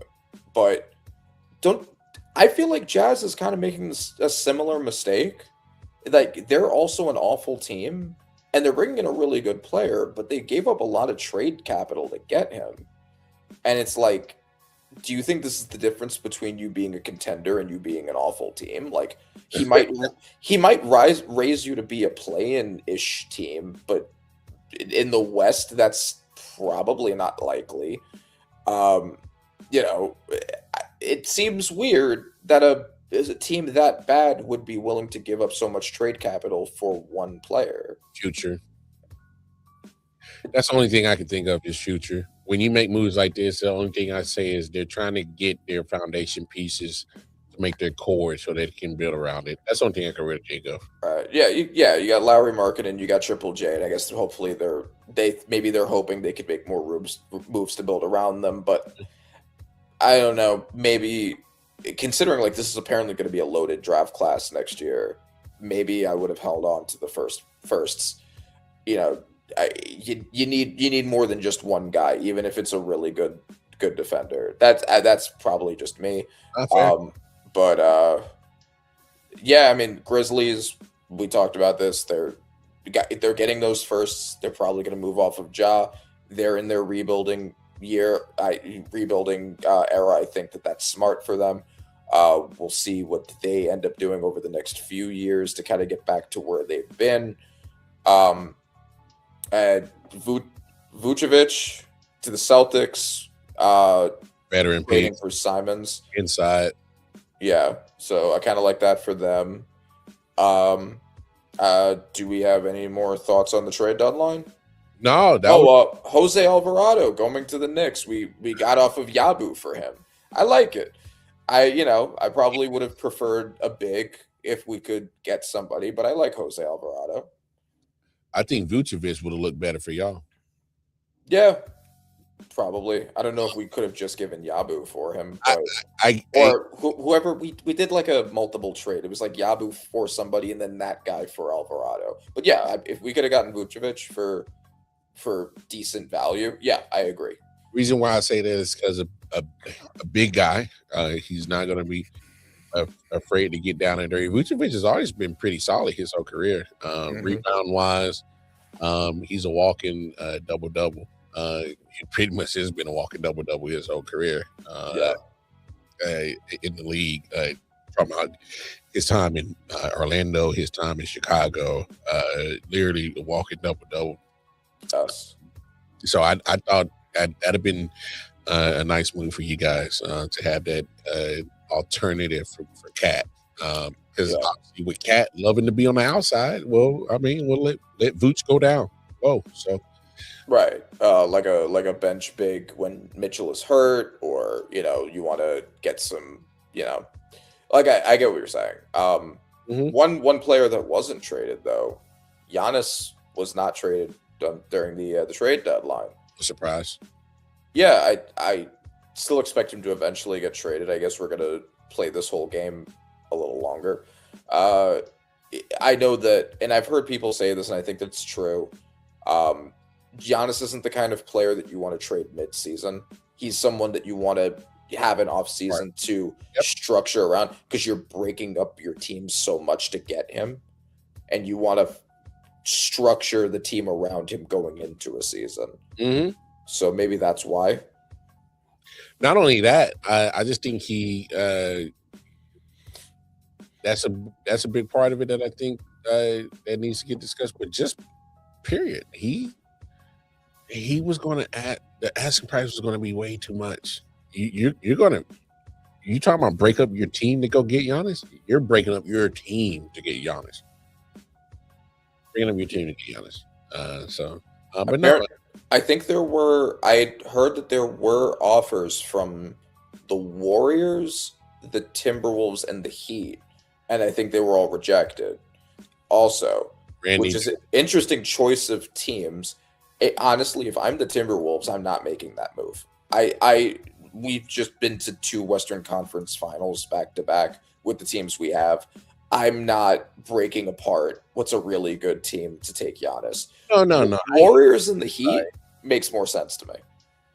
You're not wrong, Randy, but I think you're not doing your job as a GM if you don't at least pick up the phone. Sure. Agreed.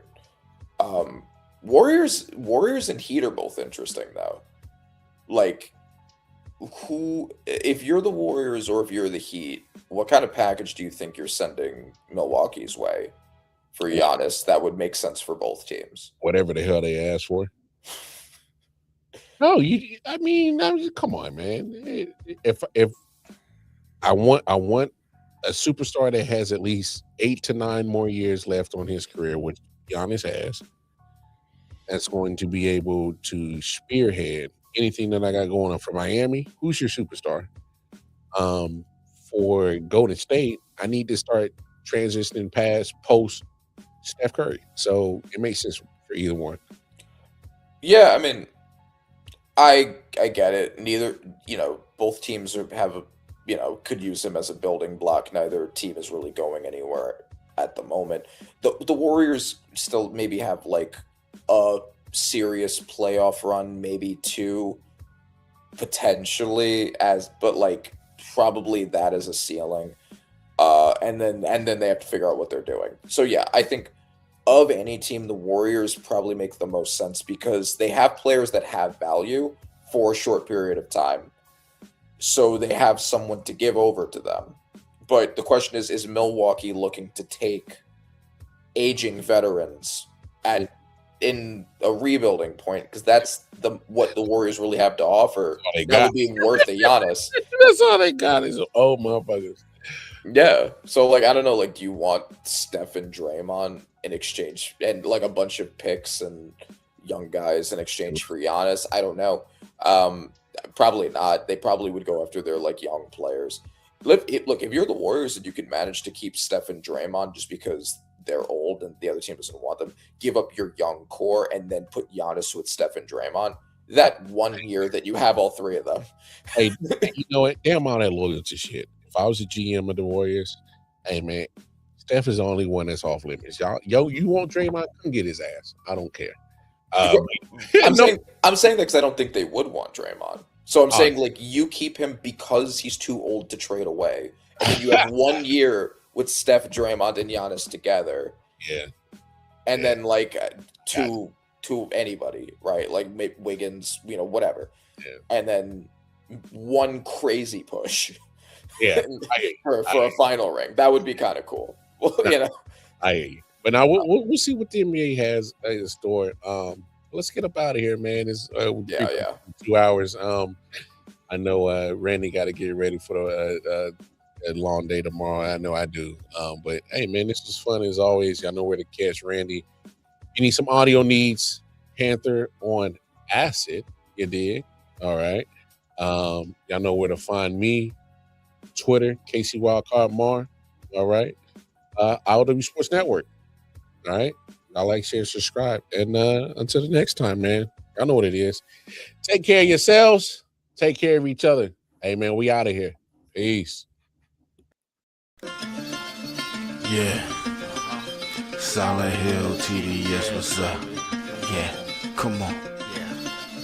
I.O.W Sports Network, late night edition. Let's go. Come on. We about to raise the bar. Wild card Mar. Everybody grab a seat, cause you know we about to spark. Late night sports talk. Modelo Le Cigar. Man, you don't wanna start. Wild card Mar. We about to